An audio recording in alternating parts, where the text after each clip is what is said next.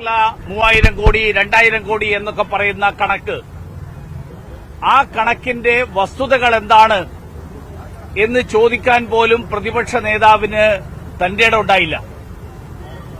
ശവസംസ്കാരത്തിന് 75,000 രൂപ ചെലവ് വരും എന്ന് പറയുന്ന കള്ളക്കണക്ക്, ആ കള്ളക്കണക്കാണ് ഇപ്പോ ജനങ്ങളുടെ മുന്നിലുള്ളത്.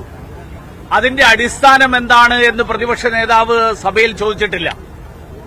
കേന്ദ്ര സർക്കാരിന് ദേശീയ ദുരന്ത നിവാരണ ഫണ്ടിന്റെ മാനദണ്ഡങ്ങളും നയങ്ങളും അനുസരിച്ചിട്ടുള്ള കണക്ക് സമർപ്പിച്ചിട്ടുണ്ടോ എന്ന് പോലും പ്രതിപക്ഷം സർക്കാരിനോട് ചോദിച്ചിട്ടില്ല. റവന്യൂ മന്ത്രിയോ മുഖ്യമന്ത്രിയോ കേന്ദ്ര സർക്കാരിന് നൽകിയിട്ടുള്ള കണക്കിന്റെ വിശദാംശങ്ങൾ നിയമസഭയിൽ വെളിപ്പെടുത്താൻ തയ്യാറായിട്ടില്ല. ദേശീയ ദുരന്ത നിവാരണ ഫണ്ടിൽ നിന്ന് കഴിഞ്ഞ 5 വർഷക്കാലത്തിനിടയിൽ കേരളത്തിന് 1471 കോടി രൂപയാണ് നൽകിയത്.